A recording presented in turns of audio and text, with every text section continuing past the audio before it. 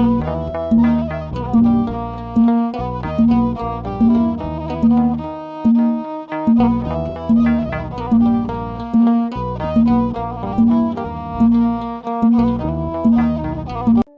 አብ ወወልድ ወመንፈስ ቅዱስ አሐዱ አምላክ አሜን። የተወደዳችሁ የልዑል እግዚአብሔር ቤተሰቦች የእናታችን የቅድስት ድንግል ማርያም የአስራት የቃል ኪዳን የበረከት ልጆች የጻድቃን የሰማዕታት ወዳጆች በወደደንና ባፈቀረን በልዑል እግዚአብሔር ፍጹም ሰላም እላችኋለሁ። እንደምን ዋላችሁ? እንደምን ለይሳ ደረሳችሁ?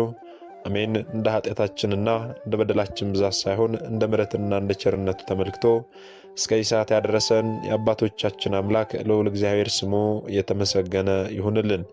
እንግዲህ እንደ እግዚአብሔር አምላካችን መልካምና በጎ ፍቃድ ዛሬ የምንማማረው በዚች በሰሙነ ሕማማት ዓርብ ጌታችን መድኃኒታችን ኢየሱስ ክርስቶስ ለኛ ለሰው ልጆች በሙሉ ምን አደረገልን፣ እንደዚሁም ደግሞ ጸሐፍት ፈሪሳውያንስ በዚህ ቀን ምን አደረጉ የሚለውን እንደ እግዚአብሔር አምላካችን መልካምና በጎ ፍቃድ አጠር አድርገን እንማማራለን።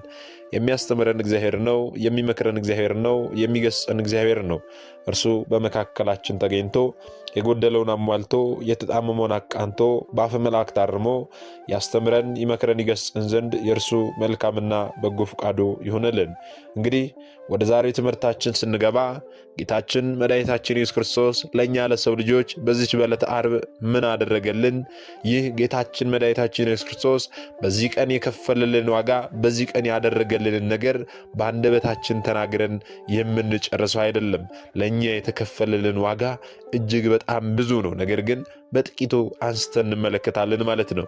እንግዲህ በባለፈው ትምህርታችን ላይ እንደተማማርነው በሰሙነ ሕማማት ሐሙስ ዕለት ጌታችን መድኃኒታችን ኢየሱስ ክርስቶስ ሚስጥረ ቁርባንን ከመሰረተ በኋላ የደቀ መዛሙርቱን እግር ካጠበ በኋላ እንዲሁም ደግሞ ሌሎች ሚስጥራትንም ካከናወነ በኋላ በሰሙነ ሕማማት ሐሙስ 3 ሰዓት ላይ ይሁዳ ጌታችን መድኃኒታችን ኢየሱስ ክርስቶስን በ30 ብር ወይም ደግሞ በ30 ዲናር አሳልፎ ሰጥቶታል። ጌታችን መድኃኒታችን ኢየሱስ ክርስቶስ ሐሙስ ማታ 3 ሰዓት ከተያዘ በኋላ ሌሊቱን እንዴት ነበር ያደረው ወይም ደግሞ ሌሊቱን የት ነበር የሚለውን ስንመለከት ታዲያ ካህናት አለቆች ከያዙት በኋላ ጌታችንን ከያዙት በኋላ ምን አደረጉት ስንል ሌሊቱን ሙሉ ሲዘብቱበት፣ ሌሊቱን ሙሉ ሲገርፉት፣ ሌሊቱን ሙሉ ሲያሰቃዩት አድረዋል ማለት ነው። አስተውል እግዚአብሔር ቤተሰብ፣ ሌሊቱን ሙሉ ሲያሰቃዩት አደሩ። ይህንን ደግሞ በምን ላይ ነው የምናገኘው? የት ነው የምናገኘው ስንል ደግሞ በዚህ በማቴዎስ ወንጌል ምዕራፍ 26 ቁጥር 62 ጀምሮ ስንመለከት ጌታችን መድኃኒታችን ኢየሱስ ክርስቶስን ከያዙት በኋላ በአንዱ ሊቀ ካህናት ግቢ እንደወሰዱት እንመለከታለን። ከወሰዱትም በኋላ ደግሞ ብዙ ጥያቄዎች ሲጠይቁት፣ ከዛም በኋላ ደግሞ ሲመቱት፣ ከዛም በኋላ ሲዘብቱበት እንደነበረም እናገኛለን። ሊቀ ካህናቱ ተነስቶ እነዚህ ለሚመሰክሩብህ አንድ እንኳን መልስ አትመልስም እያሉ ሲዘባበቱበት እንደነበረ ማለት ነው። አስተውሉ። ሸንጎ ፊት እንዳቀረቡት ማለት ነው። ሌሊቱን በኢየሱስ ላይ የሐሰት ምስክር ሲፈልጉ እንደነበረ ብዙዎች የሐሰት ምስክሮችንም እንዳቀረቡ፣ ነገር ግን ምንም አይነት ምክንያት ሊያገኙበት አልቻሉም ነበር። ጌታችንን የሚያሰቅለውን ጌታችንን የሚያስገርፈውን ምክንያት ሊያገኙ አልቻሉም ነበረ። በኋላ ሁለት ቀርበው ይህ ሰው የእግዚአብሔርን ቤተ መቅደስ አፍርሼ በ3 ቀን ልሰራው እችላለሁ ብሏል ብለው መሰከሩበት። ሊቀ ካህናቱ በዚህ ጊዜ ተነስቶ እነዚህ ለሚመሰክሩብህ አንድስ እንኳን አትመልስም አሉት። ኢየሱስ ግን የሐሰት ምስክር እየመሰክሩበት እርሱ ንጹሕ ሆኖ ሳለ፣ እርሱ ምንም በደል ሳይበድል ንጹሕ ሆኖ ሳለ እነርሱ ይህንን አደረገ እያሉ የሐሰት ምስክርን ሲናገሩ እርሱ ግን ዝም አለ። አስተውሉ። አንተ የእግዚአብሔር ልጅ ክርስቶስ የሆንክ እንደሆነ እንድትነግረን በሕያው እግዚአብሔር ስም እንጠይቅሃለን አሉት። ኢየሱስም በዚህ ጊዜ አንተ አልክ፣ ነገር ግን እላችኋለሁ ከእንግዲህ ወዲህ የሰው ልጅ በኃይል ቀኝ ሲቀመጥ በሰማይ ደመና ሲመጣ ታያላችሁ አለ። በዚያ ጊዜ ሊቀ ካህናቱ ልብሱን ቀዶ ተሳድቧል። እንግዲህ ከዚህ ወዲህ ምን ትፈልጋላችሁ? ከዚህ ወዲህ ምን አይነት ምስክር ነው የምትፈልጉት? ከዚህ ወዲህ ይሄው እየተሳደበ ከዚህ ስድብ ውጪ እርሱን ለመግደል የሚያበቃ ምን ምክንያት ነው የምትፈልጉት? እያለ ይናገር ጀመረ። እነሆ ስድቡን አሁን ሰምታችኋል አለ። ምን ይመስላችኋል? ይህ በቂ ነው፣ ሞት ይገባዋል፣ የሞት የሚያደርስ ምክንያት ነው ብሎ ተናገረ። በማቴዎስ ወንጌል ምዕራፍ 26 ቁጥር 66 ላይ ማለት ነው። በዚያ ጊዜ በፊቱ ተፉበት፣ ሌሊቱን ሙሉ አሰቃዩት፣ ጎሰሙት። ሌሎች በጥፊ መትተው ክርስቶስ ሆይ በጥፊ መታ ማን ነው? ትንቢት ተናገርልን እያሉ ጌታችን ላይ ይስቁ ይሳለቁ ነበረ። ተራ በተራ የመቱት ማን የመታ ተናገር ይሉት ነበረ። ይህን ሁሉ መከራ ሲያደርሱበት ስለኔና ስለናንተ ብሎ እኛን ከኃጢአት ለማውጣት ሲል ጌታችን እኛን ከጨለማ ወደ ብርሃን ለማውጣት ሲል ሐሙስ ማታ 3 ሰዓት ይዘው ሌሊቱን ሙሉ እየተፈራረቁ ሲመቱት፣ ሌሊቱን ሙሉ እየተፈራረቁ ምራቃቸውን ሲተፉበት፣ ሌሊቱን ሙሉ እየተፈራረቁ ሲስቁበት ማን የመታ ትንቢት ተናገርልን እያሉ ጌታችንን ሲያሰቃዩት እርሱ ግን ዝም አለ። አስተውሉ፣ ዝም አለ። ጴጥሮስ ከቤቱ ውጪ ባጥሩ ግቢ ተቀምጦ ከሩቅ ሆኖ ይከተለው ነበረ። ጌታችን መድኃኒታችን ኢየሱስ ክርስቶስን አንክድም፣ ካንተ አንለይም፣ አንርቅም ያሉት ደቀ መዛሙርቱ ሁሉ ሸሹ፣ ተበተኑ። ጌታችን 3 ሰዓት ላይ ሲያዝ ሁሉም ተበታተኑ። ጴጥሮስ ከሩቅ ሆኖ እየተከተለው ጌታችን ምን ላይ እንዳለ፣ ጌታችንን ምን ሊያደርጉት እንደሆነ ከሩቅ ሆኖ ይከተል ነበረ። ከአጥሩ ግቢ ተቀምጦ ይመለከት ነበረ። በዚህ ጊዜ አንዲት ገረድ ወደ እርሱ ቀረበችና አንተ ደግሞ ከገሊላ ከኢየሱስ ጋር ነበር ካለችው፣ በዚህ ጊዜ የምትዩን ሰው እኔ አላውቀውም ብሎ በፊቱ ሁሉ ካደ። በሁሉም ፊት ጌታችንን ካደ። ወደ በሩም ሲወጣ ታዲያ ሌላኛይቱ አየችውና በዚያ ላሉት ይህ ደግሞ ከናዝሪቱ ከኢየሱስ ጋር ነበር አለች። አሁንም ዳግመኛ ጴጥሮስ ሰውየውን አላውቀውም ብሎ ለሁለተኛ ጊዜ ካደ። አሁንም ደግሞ ጥቂት ቆይቶ በዚያ ቆመው የነበሩ ቀርበው ጴጥሮስን አነጋገር ይገልጣል፣ በእውነት አንተ ደግሞ ከእርሱ ወገን ነህ አሉት። በዚያ ጊዜ ሰውየውን አላውቅም ብሎ አሁንም ማለ። የምትሉትን አላውቅም፣ እኔ ከእርሱ ጋር አይደለሁም አለ። አስተውሉ።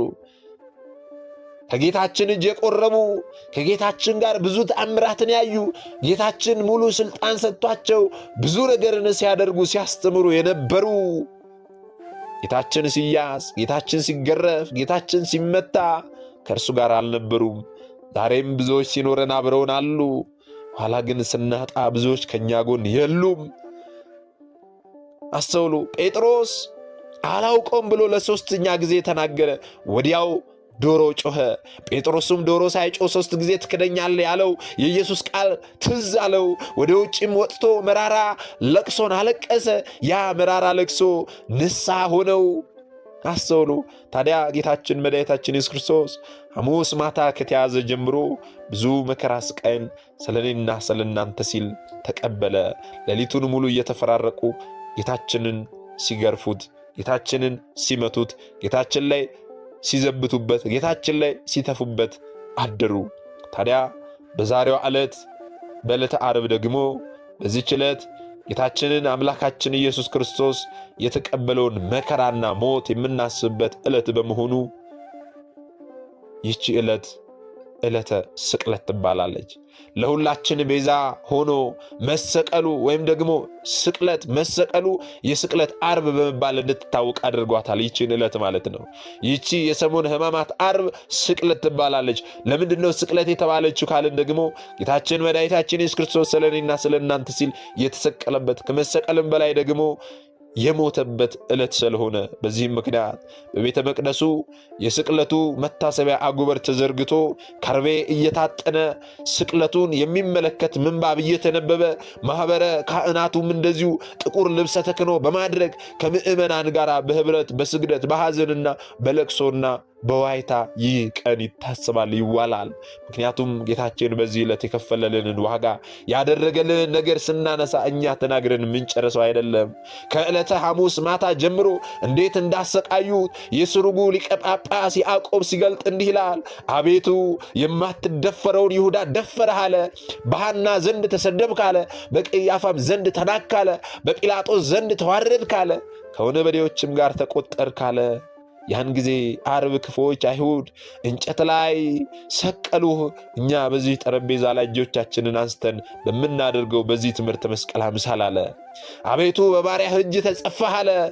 አቤቱ በዘንግ በትርም ተመታህ አለ። በጦርም ተወጋህ አለ። የመረረ ሐሞትም አስተውሉ። የጌታችን የመድኃኒታችን ኢየሱስ ክርስቶስን በዕለተ ዓርብ ያደረገልን ነገር ሲናገር ቅዱስ ያዕቆብ እንዲህ አለ። ይህን ሁሉ መከራ የገለጠልን ስለ ፍቅሩ ነው። ወንጌላዊ ቅዱስ ዮሐንስም ለዚህ ነው በዓይኖቹ ያየውን ፍቅሩን ከፍቅር አባት ከኢየሱስ ክርስቶስ የሰማነውን ትምህርት ቃል በቃል አንዳች ሳይቀንስ በአድናቆትና ልብን በሚመስጥ የፍቅር ቃል የጻፈልን እንዲህ ይላል። ዮሐንስ ወንጌል ምዕራፍ 15 ላይ እኔ እንደወደድኳችሁ እርስ በርሳችሁ ትዋደዱ ዘንድ ትእዛዜ ይህች ናት አለ። ነፍሱን ስለ ወዳጆቹ ከመስጠት ይልቅ ከዚህ የሚበልጥ ፍቅር ለማንም የለውም አለ ቅዱስ ዮሐንስ። እውነት ነው። ጌታችን ስለኔና ስለእናንተ ሲል እኛን ከመውደዱ የተነሳ ነፍሱን ስለኛ አሳልፎ ሰጠ። ከዚህ የበለጠ ፍቅር ምን አለ?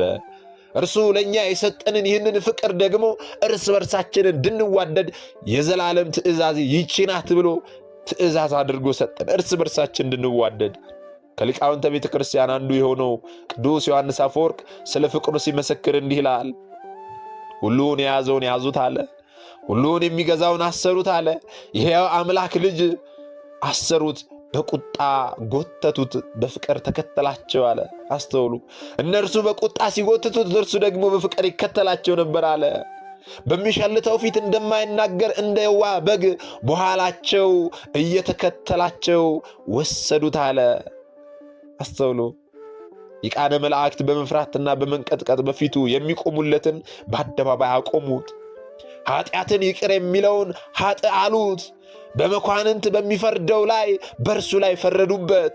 ለሱራፌል ዘውድ የሚያቀዳጃቸውን የሾህ አክሊል አቀዳጁት፣ ደፉበት። ለኪሩቤል የግርማ ልብስ የሚያለብሳቸውን ቀይ ግምጃ ለበሱት። በዛሬው ዕለት ኪሩቤል በእሳት ክንፍ ተሸፍነው በፊቱ የሚሰወሩለትን አስተውሉ። እርሱን ክፉ ባሪያ እጁን አንስቶ ፊቱን አጸፋው፣ መታው። የመላእክት ሰራዊት በፍጹም መደንገጥ የሚሰግድ ይህን ያህል ትሕትና እንደምን ያለ ትሕትና ነው! ይህን ያህል ትዕግስት እንደምን ያለ ትዕግስት ነው! ይህን ያህል ዝምታ እንደምን ያለ ዝምታ ነው! ይህን ያህል ቸርነት እንደምን ያለ ቸርነት ነው! ይህን ያህል ሰውን ማፍቀር እንደምን ያለ ማፍቀር ነው! ፍቅር የአምላካችን ልጅ ከዙፋኑ ሳበው እስከ ሞትም አደረሰው የተባለው ይህንን ነው። በደል የሌለበትን እንደ በደለኛ ሰቀሉት። ሕይወትን የሰራትን ከበደለኞች ጋር ቆጠሩት አለ ቅዱስ ዮሐንስ አፈወርቅ። በዚህች በዛሬዋ ዕለት በሐሰት ሃይማኖታዊ ክስ በሊቀ ካህናቱ ፊት ተከሰሰ። አስተውሉ። በጲላጦስ ፊት ከሰሱት። እርሱም መረመረው። በርባንን በመፍታት ኢየሱስ ክርስቶስን አሳልፎ ሊሰጥ ወሰነበት በዛሬቱ ዕለት። አስተውሉ። ፕራይቶሪያን በሚባል ግቢ ውስጥ አግብተው ቀይ ግምጃን አለበሱት። የሾህ አክሊልንም ደፍተው ዘንግ በማስያዝ ዘበቱበት። መስቀሉን አሸክመው ሊሰቅሉት ወሰዱት። በ6 ሰዓትም ጎልጎታ ከወንበዴዎች መሃል ሰቀሉት። ልብሱን ለ4 ተከፋፍለው በእጀ ጠባቡም ላይ ዕጣ ተጣጣሉ። በመስቀል ላይ ሰደቡት፣ ተፉበት፣ ሆምጣጤን አጠጡት፣ ጎኑን በጠሩ ወጉት። በመስቀል ላይ ከ6 ሰዓት እስከ 9 ሰዓት ድረስ ብዙ ተሰቃይቶ ነፍሱን ስለ ሁላችን አሳልፎ ሰጠ። የአርማትያሱ ዮሴፍና ኒቆዲሞስ በአዲስ መቃብር ቀበሩት። ስለኛ ፍቅር በጌታችን በኢየሱስ ክርስቶስ ላይ 13 ሕማማተ መስቀል ደርሰውበታል። 13ቱ ሕማማተ መስቀል ምንድናቸው ስንል እነዚህ ጌታችን መድኃኒታችን ኢየሱስ ክርስቶስ ለኛ የተቀበላቸው መከራዎች ናቸው። ራሱን በዘንግ መመታቱ፣ የሾህ አክሊል መድፋቱ፣ የኋሊት መታሰሩ፣ ሐሞት መጠጣቱ፣ ምራቅ በሱ ፊት ላይ መተፋቱ፣ ጀርባውን መመታቱ፣ ጎኑን መወጋቱ፣ በጥፊ መመታቱ፣ ሳዶር፣ አላዶር፣ ዳናት፣ አዴራ፣ ሮዳስ በተባሉ በ5ቱ ቀንዋተ መስቀል መቸንከሩ ጌታችን እነዚህን 13 ሕማማተ መስቀል ለኛ ሲል ተቀብሏል። ጌታችን ኢየሱስ ክርስቶስ በዚህ ዕለት በመስቀል ላይ ከ6 ሰዓት እስከ 9 ሰዓት በነበረበት ሰዓት ላይ 7 ተአምራት በሰማይና በምድር ላይ ተደርገዋል። ፀሐይ ጨለመች፣ ጨረቃ ደም ለበሰች። በቤተ መቅደስ ያለው መጋረጃ ለ2 ተሰነጠቀ፣ ተቀደደ። ምድር ተናወጠች፣ አለቶች ተሰነጣጠቁ፣ መቃብሮች ተከፈቱ፣ ሙታንም ተነሱ። በእነዚህ ሰዓታት አስተውሉ። በዚህ ዕለት ጌታችን መድኃኒታችን ኢየሱስ ክርስቶስ በመስቀል ላይ ሳለ 7 የፍቅር ቃላቶችን ተናግረዋል። ኤሎሄ ኤሎሄ ላማ ሰበቅታኒ አለ። አምላኬ አምላኬ ስለምን ተውከኝ አለ። እውነት እልሃለሁ ዛሬ በገነት ከኔ ጋር ትኖራለህ አለ። በመስቀል ላይ ሳለ ማንን ነው እንደዚህ ያልነው ካልን ደግሞ ከተሰቀሉት ከሁለቱ ወንበዴዎች በቀኝና በግራ ካሉ ከሁለቱ ወንበዴዎች መንግሥት በመጣ ጊዜ አስበኝ ያለውን ወንበዴ እውነት እልሃለሁ ዛሬ በገነት ከኔ ጋር ትኖራለህ አለው። አባቶ የሚያደርጉትን አያውቁምና ይቅር በላቸው ብሎ ይህንን የፍቅር ቃልም ተናገረ። እየገደሉት በጦር እየወጉት መራራን እያጠጡት እየገረፉት እንኳን እየሰቀሉት እንኳን ጌታችን መድኃኒታችን ኢየሱስ ክርስቶስ በመስቀል ላይ ሆኖ አቤቱ የሚያደርጉትን አያውቁምና ይቅር በላቸው አለ። ይህንን ያለው እኛም እንድንማር ነው። የሚገድሉንን የሚሰድቡንን የሚሰቅሉንንም ጭምር የሚያደርጉትን አያውቁምና ይቅር በላቸው ብለን እንድንማጸን ነው። በመስቀል ላይ ሳለ እናትህ ብሎ እነሆ ልጅሽ ብሎ ተናግሯል። ተጠማሁ ብሎ ተናግሯል። አባቴ ነፍስን በእጅህ አደራ እሰጣለሁ ብሎ ተናገረ። በመጨረሻም ተፈጸመ አለ። አስተውሉ። በዚህ ዕለት መስቀል ላይ ሆኖ የተናገራቸው የፍቅር ቃሎች ስጦታን ያውጃሉና የስጦታ ቀንም ይባላል። አስተውሉ። በዚህ ዕለት ጌታችን መድኃኒታችን ኢየሱስ ክርስቶስን ለሚያንገላቱት ይቅርታን፣ ለወንበዴዎች ደግሞ መንግሥተ ሰማያትን፣ ለወንበዴው መንግሥተ ሰማያትን ለአንዱ ለሚወደው ደቀ መዝሙሩ ደግሞ እናቱን ለአባቱ የተወደደ መስዋዕት አድርጎ ራሱን ለሰዎች ሁሉ ደግሞ ስርየትና ድህነትን ሰጥቷል። በዛሬው ዕለት አስተውሉ። ጌታችን መድኃኒታችን ኢየሱስ ክርስቶስ በዛሬው ዕለት የከፈለልን ዋጋ እንዲህ ተብሎ የሚነገር አይደለም። በጠዋት ሌሊቱን ሙሉ ሐሙስ ማታ ሲያሰቃዩት ካደሩ በኋላ በጠዋት ሲነጋ የካህናት አለቆችና የሕዝብ ሽማግሌዎች ሁሉ ሊገድሉት በኢየሱስ ላይ ተማከሩ። አስረው ወሰዱት። ለገዢው ለጴንጤናዊ ለጲላጦስ አሳልፈው ሰጡት። በዚያ ጊዜ አሳልፎ የሰጠው ይሁዳ እንደተፈረደበት እንደሚሰቀል እንደሚገደል ባየ ጊዜ በ30 ብር አሳልፎ የሰጠው ይሁዳ ተጸጸተ። 30ውን ዲናር ወይም 30ውን ብር ለካህናቱ አሳልፎ ሰጣቸው፣ መለሰላቸው። መልሶ ብሩን መለሰላቸውና ጌታችንን ተውታላቸው። እነርሱ ግን እኛ መንገዶን ምን አገባን አሉት። ንጹሕ ደም አሳልፌ በመስጠቴ በድያለሁ አለ። እነርሱ ግን እኛስ መንገዶን እኛ ምን አገባን አሉት። አንተው ተጠንቀቅ አሉት። በዚያን ጊዜ ብሩንም በቤተ መቅደስ ውስጥ ጥሎ ሄደና ይሁዳ ታንቆ ሞተ። የካህናት አለቆችም ብሩን አንስተው የደም ዋጋ ነውና ወደ መባ ልንጨምረው አልተፈቀደም ብለው ተማክረው የሸክላ ሰሪውን መሬት ለእንግዶች መቃብር ገዙበት። ይሁዳ በመለሰው በዛ 30 ዲናር ማለት ነው። ስለዚህ ያ መሬት እስከ ዛሬ ድረስ የደም መሬት ተባለ። በዚያ ጊዜ በነቢዩ ኤርምያስ የተባለው ከእስራኤል ልጆችም አንዳንዶቹ የተገመተውን ዋጋ 30 ብር ያዙ። ጌታም እንዳዘዘኝ ስለ ሸክላ ሰሪ መሬት ሰጡት የሚለው ቃል ተፈጸመ። አስተውሉ። ኢየሱስም በገዢው ፊት ቆመ። መላእክት በመፍራትና በመንቀጥቀጥ በፊቱ የሚቆሙለት፣ እኛ ኃጢአተኞቹ በደለኞቹ በፊቱ መቆም፣ መንቀጥቀጥ፣ መፍራት፣ መደፋት ሲገባን እርሱ ስለ እኔና ስለ እናንተ ሲል በገዢው ፊት ቆመ። ገዢውም የአይሁድ ንጉሥ አንተ ነህ ብሎ ጠየቀው። ኢየሱስም በዚህ ጊዜ አንተ አልክ አለው። የካህናት አለቆችም ሽማግሌዎችም ሲከሱት እርሱ ምንም ሊመልስላቸው ፈቃደኛ አልሆነ። ወይም ደግሞ እንዲህ አደረገ እርሱ እንዲህ ነው እያሉ የሐሰት ክስን ሲደረድሩ እርሱ ግን ዝም አለ። በዚያን ጊዜ ጲላጦስ ስንት ያህል ሲመክሩብህ ብዙ የሐሰት ክስን ሲናገሩ እንዲያድርጓል እያሉ ሲናገሩ አትሰማምን? ምላሽ አትመልስምን? እያለ ጲላጦስ ጌታችን ይጠይቀው ዘንድ ጀመረ። በዚህ ጊዜ ገዢው እስከሚደነቅ ድረስ ጌታችን መድኃኒታችን ኢየሱስ ክርስቶስ በዚህች በዕለተ ዓርብ ምንም እንኳን አልመለሰም ነበረ። አስተውሉ። በዚያም በዓል ሕዝቡ የወደዱትን አንድ እስረኛ ሊፈታላቸው ልማድ ነበራቸው። ጲላጦስ ታዲያ በዚህ ጊዜ ብዙ የሐሰት ክስ ቢያቀርቡበትም እንኳን ያቀረቡበት የሐሰት ክስ ለእርሱ ተቀባይነት አልነበረውም። ወይም ደግሞ ምንም አይነት በደልን በጌታችን መድኃኒታችን ኢየሱስ ክርስቶስ ላይ አላገኘም ነበረ።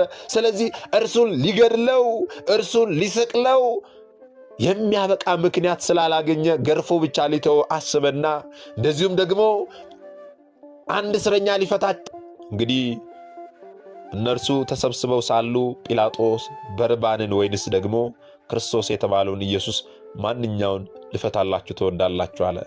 ስለኔና ስለናንተ ከወንበዴ ከነፍሰ ገዳይ ጋር ጌታችን መድኃኒታችን ኢየሱስ ክርስቶስ ተነጻጸረ። እኛ ወንበዴዎች ሆነን ሳለን፣ እኛ ኃጢአተኞች በደለኞች ሆነን ሳለን ጌታችን ከነፍሰ ገዳይ ጋር ተነጻጸረ። የትኛውን ልፈታላችሁ ትወዳላችሁ አለ። በቅናት አሳልፈው እንደሰጡት ያውቅ ነበርና፣ ምክንያቱም ምንም በደለኛ እንዳልሆነ ምንም በደል እንደሌለበት ያውቅ ነበርና ጲላጦስ የትኛውን ልፈታላችሁ ትወዳላችሁ አለ። እርሱም በፍርድ ወንበር ተቀምጦ ሳለ ሚስቱ ስለ እርሱ ዛሬም በሕልም እጅግ መከራ ተቀብያለሁና በዚያ ጻድቅ ሰው ላይ ምንም ነገር አታድርግ ብላ ላከችበት።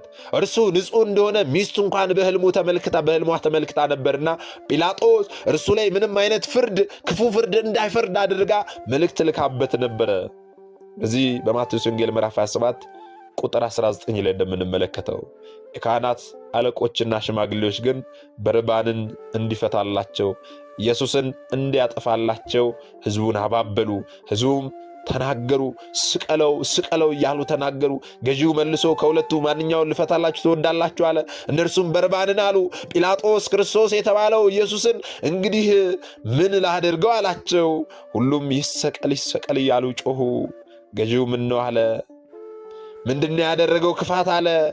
እርሱ ምን አደረገ አለ። እነርሱ ግን ይሰቀል እያሉ ጮኹ፣ ጩኸትን አበዙ። ጲላጦስ ሁከት እንዳይጀመር ፈርቶ ሁከት ሊጀመር እንደሆነ ፈርቶ አንዳች እንዳይረባ ባየ ጊዜ ውሃ አንስቶ እጆቹን ታጠበና እኔ ከዚህ ጻድቅ ሰው ደም ንጹሕ ነኝ፣ እናንተ ተጠንቀቁ ሲል በሕዝቡ ሁሉ ፊት እጁን ታጠበ። ሕዝቡም ሁሉ መልሰው ደሙ በእኛና በልጆቻችን ላይ ይሁን አሉ። በዚያን ጊዜ በርባንን ፈታላቸው፣ ኢየሱስን ገርፎ ሊሰቀል አሳልፎ ሰጠ። በዚያን ጊዜ የገዢው ወታደሮች ኢየሱስን ወደ ገዢው ግቢ ውስጥ ወሰዱት። ጭፍራውንም ሁሉ ወደ እርሱ አከማቹ። ልብሱን ገፈው ቀይ ልብስ አለበሱት። የሾህ አክሊልም ጎንጉነው በራሱ ላይ በቀኝ እጁም መቃ አኖሩ። በፊቱም ተንበርክከው የአይሁድ ንጉሥ ሆይ ሰላም ላንተ ይሁን እያሉ ዘበቱበት፣ ተሳለቁበት፣ ምራቃቸውን ተፉበት። መቃውንም ይዘው ራሱን መቱት። ከዘበቱበት በኋላ ቀዩን ልብስ ገፈው ልብሱን አለበሱት፣ ሊሰቅሉትም ወሰዱ። አስተውሉ እግዚአብሔር ቤተሰቦች፣ ጌታችን መድኃኒታችን ኢየሱስ ክርስቶስ ሊሰቀል ተወሰደ። ስለኔና ስለናንተ ሲል ጌታችን በማለዳ በጠዋት በጲላጦስ ፊት ቆመ። ሐና ቀያፋ እንደዚሁ ከጲላጦስ እያሉ ከነገሥታቱ ከሊቀ ካህናቱ ፊት እያመላለሱ ከአንዱ እያመላለሱ ጌታችን መድኃኒታችን ኢየሱስ ክርስቶስን አሰቃዩት። እግዚአብሔር ቤተሰቦች፣ ታዲያ ጌታችን መድኃኒታችን ኢየሱስ ክርስቶስ ጠዋት 3 ሰዓት ላይ ስለኔና ስለናንተ ሲል 3 ሰዓት በሆነ ጊዜ ኢየሱስን ይዘው ይሰቅሉት ዘንድ ወሰዱት። በዚህ በማቴዎስ ወንጌል ምዕራፍ 27 ቁጥር 15 እስከ 26 ያለውን ስንመለከት ይህን እናገኛለን። የማርቆስ ወንጌል ምዕራፍ 15 ቁጥር 6 እስከ 15 ያለውንም ስንመለከት 3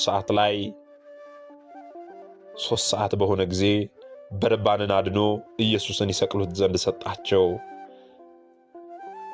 በሉቃስ ወንጌል ምዕራፍ 23 ቁጥር 13 ጀምሮ ያለውንም ስንመለከት 3 ሰዓት በሆነ ጊዜ ጌታ ኢየሱስን ወደ ፍርድ አደባባይ ወሰዱት ይላል።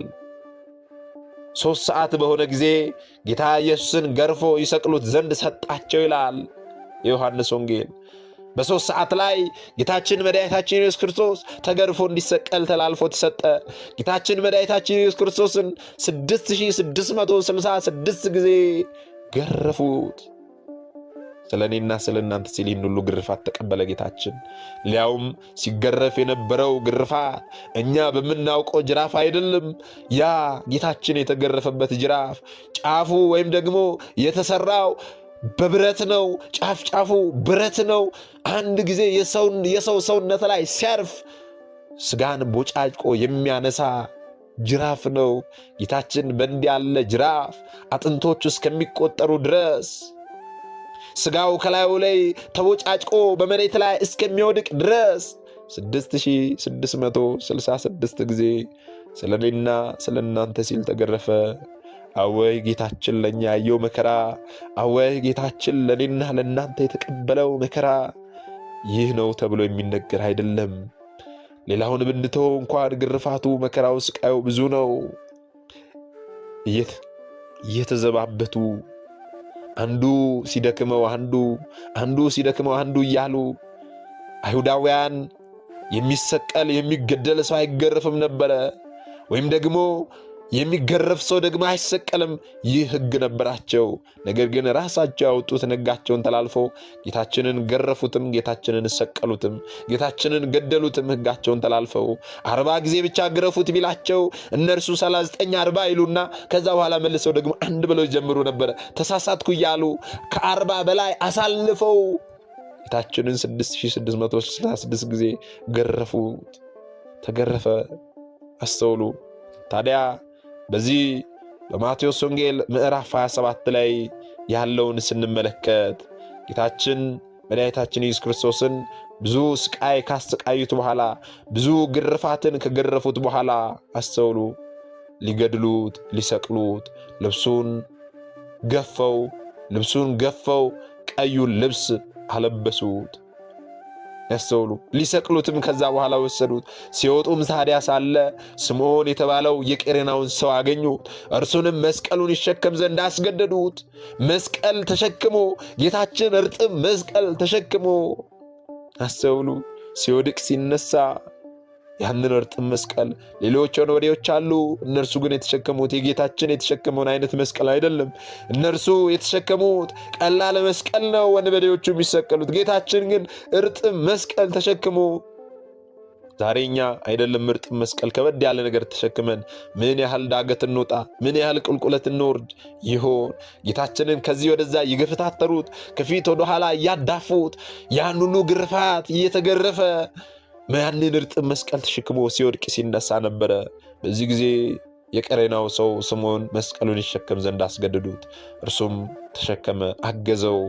የራስ ቅል ስፍራ ወደሚሆን ጎልጎታ ወደሚባል ስፍራ በደረሱም ጊዜ በሐሞት የተደባለቀ የወይን ጠጅ ሊጠጣ ቀረቡለት። ቀምሶም ሊጠጣው አልወደደም። ከሰቀሉት በኋላ ልብሱን ዕጣ ተጣጥለው ተከፋፈሉ። በዚያም ተቀምጠው ይጠብቁት ነበረ። ይህም ኢየሱስ የአይሁድ ንጉሥ የሚል የክሱን ጽሕፈት ከራሱ ላይ አኖሩ። በዚያን ጊዜ ሁለት ወንበዴዎች በአንዱ በቀኝ አንዱም በግራ ከእርሱ ጋር ተሰቅለው ነበረ። የሚያልፉትም ራሳቸውን እየነቀነቁ ይሰድቡት ነበረ። በቤተ መቅደስም የምታፈርስ በ3 ቀንም የምትሠራው ራስህን አድን፣ የእግዚአብሔር ልጅ ከሆንክ ከመስቀል ውረድ እያሉ ጌታችንን ከሰቀሉት በኋላ ይዘብቱበት ነበረ። እንዲሁም ደግሞ የካህናት አለቆች ከጻፎችና ከሽማግሌዎች ጋር እየዘበቱ እንዲህ አሉ፣ ሌሎችን አዳነ፣ ራሱን ሊያድን ግን አልቻለም። የእስራኤል ንጉሥ ከሆነ አሁን ከመስቀል ይውረድና እኛ እናምንበታለን እያሉ ይዘብቱበት ጀመረ። በእግዚአብሔርም ታምኗል፣ የእግዚአብሔር ልጅ ነኝ ብሏል። ከወደደውስ አሁን ያድነው እስቲ እንየው። ከእርሱ ጋር የተሰቀለው ወንበዴዎች ደግሞ ያንኑ እያሉ ይነቅፉት ነበረ። አስተውሉ፣ ይነቅፉት ነበረ። ጌታችን መድኃኒታችን ኢየሱስ ክርስቶስ ያን ሁሉ ግርፋት ከተቀበለ በኋላ ስለኔና ስለናንተ 6 ሰዓት ሰዓት በሆነ ጊዜ መስቀሉን ይሸከም ዘንድ ስምዖንን አስገደዱት ይላል። 6 ሰዓት ሲሆን ስምዖንን አስገደዱት ይላል። እዚህ በሉቃስ ወንጌል ምዕራፍ 23 ቁጥር 27 ላይ ስንመለከት ማለት ነው። እንደዚሁም ዮሐንስ ወንጌል ምዕራፍ 19 ቁጥር 13 ላይ ስንመለከት 6 ሰዓት በሆነ ጊዜ የካህናት አለቆች ጌታ ኢየሱስን በሁለት ወንበዴዎች መሃል ሰቀሉት ይላል። አስተውሉ። እንደዚሁም ደግሞ 6 ሰዓት በሆነ ጊዜ በማቴዎስ ወንጌል ላይ የተጠቀሰውን አንብበናል። በዮሐንስ ወንጌል ላይም የተጠቀሰውን አንብበናል። 6 ሰዓት በሆነ ጊዜ ጌታችን መድኃኒታችን ኢየሱስ ክርስቶስ ስለኔና እነዚህ 5ቱ ቅንዋተ መስቀል ምኑን ነው የወጉት፣ ምኑ ጋር ነው የተቸነከረው የሚለውን ስንመለከት ደግሞ ጌታችን ሳዶር በተባለው ችንካር፣ እነዛ ችንካሮች ረጃጅም የተሳሉ ብረቶች ናቸው። ሳዶር በተባለው ቀኝ እጁን ተቸነከረ። አላዶር በተባለው ግራ እጁን ተቸነከረ። ዳናት በተባለው ደግሞ እግሮቹን ተቸነከረ። አዴራ በተባለው ደረቱን ተቸነከረበት። ሮዳስ በተባለው ከወገቡ አጣብቆ እንዲይዘው ተቸነከረበት። በእነዚህ በአምስቱ ቅንዋተ መስቀል ጌታችን መድኃኒታችን ኢየሱስ ክርስቶስ ስለኔና ስለናንተ ተወጋ፣ ተቸነከረ። አስተውሉ። ቀራንዮ ሂዱ፣ ጎልጎታ ሂዱ፣ አስቡ። እኛ እጆቻችንን ትንሽ እሾህ እንኳን ሲወጋን ምን ያህል ነው የሚያመን? መርፌ እንኳን ሲወጋን ምን ያህል ነው የሚያመን? ጌታችን ግን በእነዚህ ረጃጅም በሆኑ ቅንዋተ መስቀል ረጃጅም በሆኑ ብረቶች እጆቹን እግሮቹን ተቸነከረልን። አስተውሉ፣ ተቸነከረልን። በእነዚህ ቅንዋተ መስቀል ተቸንክሮ ጌታችን ተሰቀለ።